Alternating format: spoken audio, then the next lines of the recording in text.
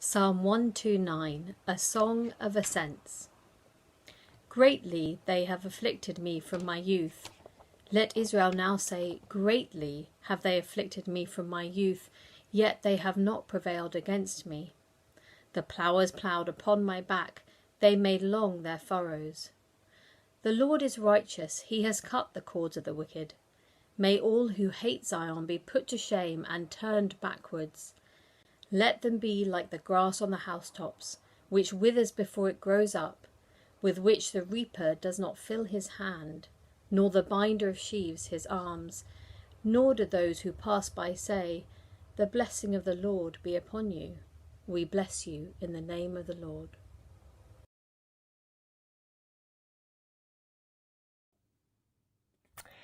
Well, I wonder, are you fed up of being a doormat? If you've been a Christian for any reasonable length of time, I'm sure there'll have been plenty of occasions where you'll have felt trampled down, walked all over because of your Christian faith. And there's no doubt that many people in the world view Christians as doormats.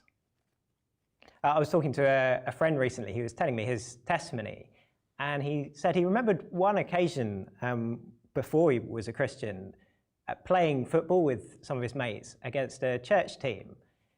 And he said, look, I'm ashamed to say it now, but we knew we could get away with playing much dirtier against them than we could with other teams. So we just shamelessly took advantage of their kindness. It probably doesn't surprise you to hear that. But doesn't that bug you?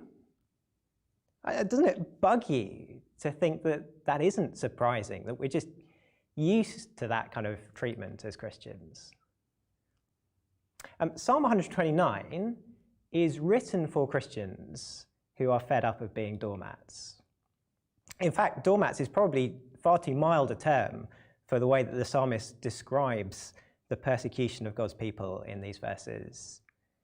In verse 3, he uses the image of a plough being driven into their backs. It's a pretty graphic image. Even if you've never escaped the city for long enough to see a plough in action, you've probably at least seen pictures of what it does to a field, making those long furrows. So it's a graphic image of awful cruelty and humiliation. And the fact that it's an agricultural image, I think is very deliberate in view of some of the kind of harvest language that we get later on in the psalm.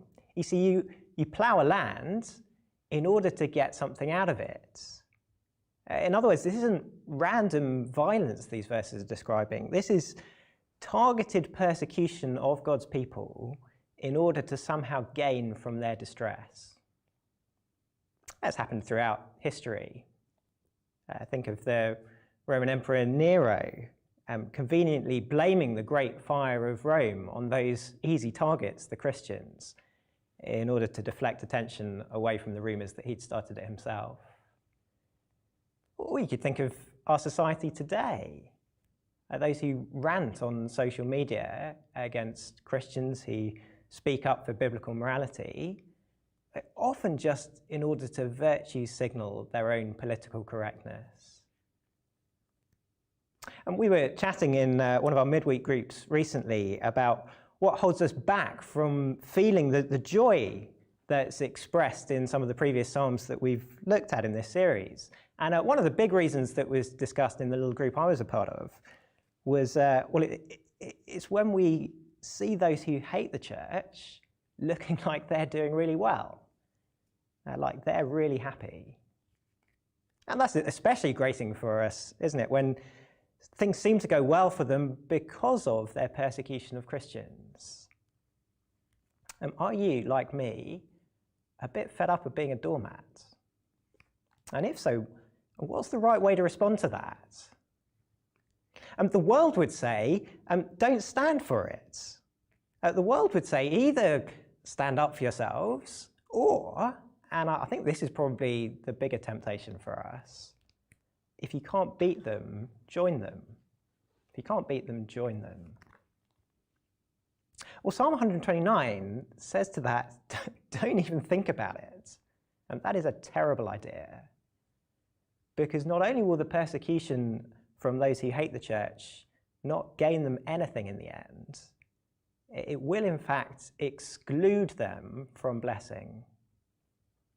The church is the only place lasting blessing can be found.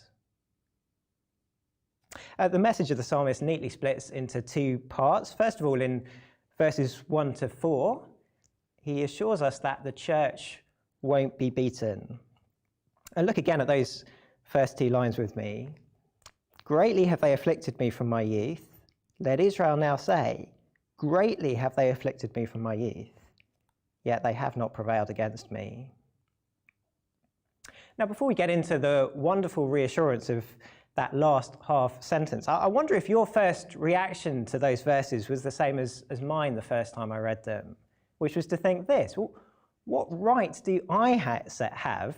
What right do I have to say these words? I mean, sure, like any average believer, I've faced some persecution for my faith since my youth. Actually, school days were probably some of the hardest days. I can relate to some extent to this. I've had friends who've been polite and respectful when talking about my Christian faith with me in private, only to turn and join in the mocking when they've been around others to gain their approval. And that's probably the most common kind of persecution I reckon most of us have to face.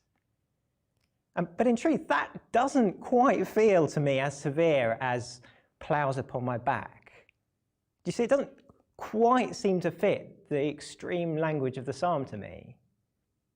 You know, I read these words and I think of people like my friend Reverend Musa, who I met last year from South Sudan, where the government is bombing his largely Christian home region regularly.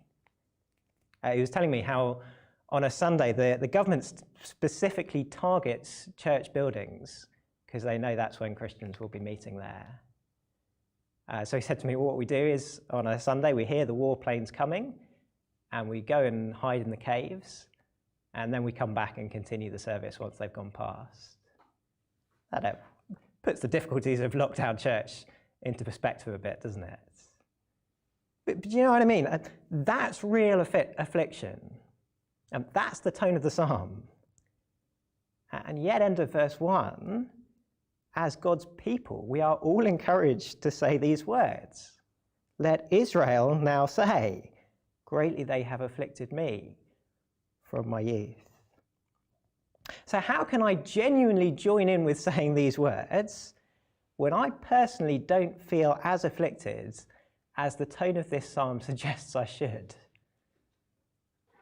Well, as I've reflected on that, I think the problem is I just tend to think very individualistically, when really this is a song to be sung corporately.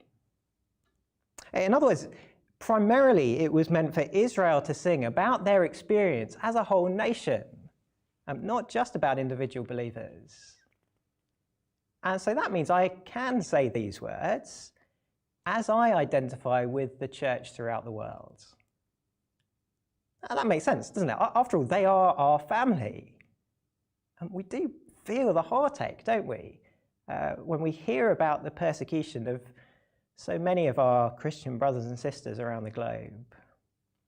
And whether it's the church in the Middle East being slaughtered at the hands of ISIS, or Christians being kidnapped and killed by Boko Haram in Nigeria, or the bombing of Christians in South Sudan. And we hear those gut-wrenching reports and we identify with our family throughout the world. And we can truly say together with them, greatly have they afflicted me from my youth. The ploughers have ploughed upon my back. And not just with the church today, we can say this, we identify with the church throughout history. I think that's what the words from my youth would have meant sung corporately. They would have referred to the fact that from the earliest days of the nation of Israel, they'd faced severe persecution, from the harsh slavery in Egypt, to the repeated invasion of their land through the time of the judges, to the exile at the hands of Babylon, to the opposition from the surrounding peoples of their rebuilding work when they came back to Jerusalem. And yet, through all of that, God's people survived. Not even the exile overcame them. Those who opposed the rebuilding of Jerusalem were ultimately thwarted. And so the people could say, verse 2, "Greatly have they afflicted me from my youth, yet they have not prevailed against me." As you and I, as God's people today, identify with the church throughout history, we have even more reason to look back and be able to say these words. And from its earliest days, the church has faced persecution, and yet nothing has stopped its extraordinary spread. Every power that's tried to suppress the church has failed. The reformer Theodore Beza once remarked, "The church is an anvil that has worn out many hammers."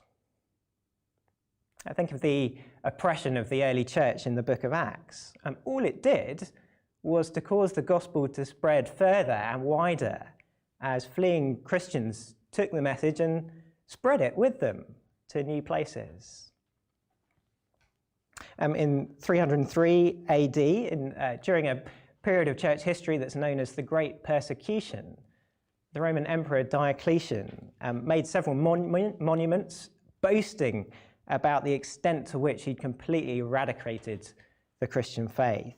It's said that he once had a medal made with this inscription: "The Christian religion is destroyed and the worship of the gods restored." And yet, it was just 9 years later that the Emperor Constantine rose to power and made Christianity the state religion. Still today, it is quite remarkable how it seems to be that the church is growing the fastest in some of the places where it's most oppressed. And places like Iran, where people are coming to Christ in their thousands. Or China, where this year the government had been blowing up church buildings, which again hit the headlines this week for ordering Christians to renounce their faith and worship the Communist Party. And yet where people are becoming Christians in their tens of millions. The church is an anvil that has worn out many hammers. "Greatly they've afflicted me from my youth, yet they have not prevailed against me." Jesus promised in the Gospels that he would build his church and that the gates of hell would never prevail against it. The church will not be beaten. And verse 4 tells us why that must be the case. Verse 4, "The Lord is righteous. He has cut the cords of the wicked." The Lord is righteous. And that is the truth that stands right at the heart of this psalm. And that is the truth that governs the whole trajectory of history. Righteousness will be done because God is righteous. And that means the church must prevail. And not because we ourselves are righteous and we deserve it, but because Jesus has made us righteous. In fact, we thought about how the words of this psalm are true to some extent for you and me, and true to a greater extent for Christians throughout the world and throughout church history. But really, they are true to the greatest extent for Jesus. Greatly, he was afflicted from his youth. Herod tried to have him killed at birth.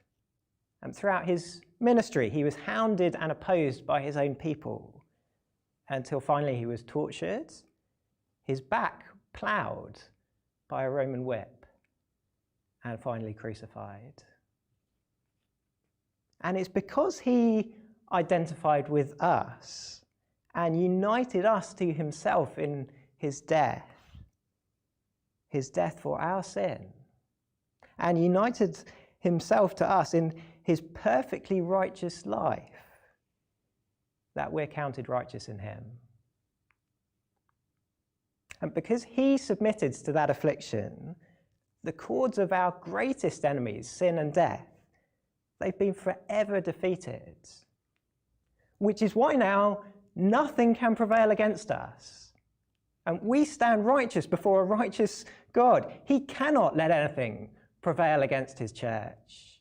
Even death does not defeat us. The church won't be beaten because the Lord is righteous. And that truth that the Lord is righteous doesn't just shape what happens to the church, but in the last 4 verses of the psalm, we see it also shapes what happens to the wicked, to those who hate the church. And because the Lord is righteous, the wicked won't be blessed. Verses 5 to 7 here are translated in the form of a prayer, but they could equally just be statements of the future. All who hate Zion will be put to shame and turned backwards. And they're verses that look forward to a day when the oppressors of the church will end up with nothing. In fact, there are a couple of really pointed contrasts here with some of the things that we've seen promised in the previous few Psalms to the church. So do you remember back in Psalm 126, there was that great promise at the end of blessing, expressed in the language of a great harvest. Those who sow in tears shall reap with shouts of joy.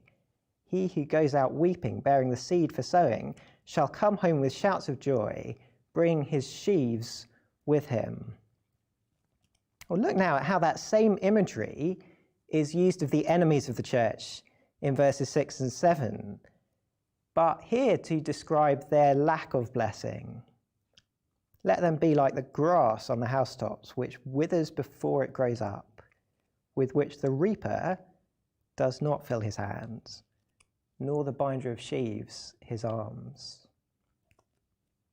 The picture of Psalm 126 was of a great harvest filled with a bumper crop and joy at the abundance of what God had given. Here now in Psalm 129, the picture is of weeds growing on a roof. So withering and pathetic that when you pull them up, you can't even get one handful, let alone an armful. In the same way, the previous Psalm 128, that was full of the language of blessing. So 4 times in those 6 verses, we were told that those who fear the Lord will be blessed. But here in Psalm 129, well, we see the other side of the coin, that those who hate the church will not be blessed. Look at verse 8. Nor do those who pass by say, the blessing of the Lord be upon you. We bless you in the name of the Lord. Which is a particularly chilling reality, because there isn't any blessing to be found apart from what God gives. And did you notice in verse 6, it's not just that the enemies of the church won't ultimately gain anything from ploughing the backs of Christians. It's not just that the work of their hands withers. Do you see? It's they themselves who wither away. Let them be like the grass on the housetops, which withers before it grows up. See, the insane condition of the human race is that we think we can enjoy life better without God, when there is nothing to enjoy without God. Our lives and every good thing that we have, every good thing in life that we enjoy, are gifts from God, and they're his blessings. And God takes his blessings away. There's nothing left. And that is where the wicked will end up, because God is righteous, remember. We've talked a lot in this series about how there's this kind of repeating pattern through the songs of ascents, these groups of 3 psalms that begin in distress and then focus on God's help and then look forwards to our home. And that progression shows us, if you like, something of the trajectory of the Christian life. Now we live in distress, persecuted by the world. It's not easy. But one day we will be home forever with the Lord.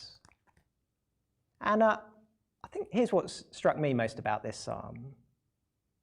Isn't it great that the trajectory of our lives is towards blessing? Because Psalm 129 shows us the alternative. The enemies of the church, they may look very blessed now, but their trajectory is in the opposite direction. And one day, every blessing they enjoy now will be taken away. Isn't it much better this way round? Isn't it much better to put up with affliction now? Isn't it much better to start the story of our lives lowly and afflicted, and to wait for eternal blessings? Isn't that better than to be comfortable now, but in the end to lose everything? Are you fed up of being a doormat? Well, take heart. Justice will be done in the end. Do you remember a few weeks ago, Kev mentioned that quote from Martin Luther King? The arc of the moral universe is long, but it bends towards justice. Well, Psalm 129 says, of course it does, because the Lord is righteous. The church won't be beaten. The wicked won't be blessed. There is only one place real, lasting blessing will ultimately be found, and that is with those who have been made righteous in Christ. If you're listening in today and you wouldn't yet call yourself a Christian, I don't know, maybe you've just been joining us online for the past few weeks out of curiosity, please don't miss out on that blessing. And we would love to chat to you more about what it means to be made righteous in Christ. Do get in touch with us through our website if you want to chat about that with somebody. But if you are someone who knows that assurance for yourself, well, praise the Lord and stick on that trajectory. Stick on that trajectory right until you reach that home in heaven.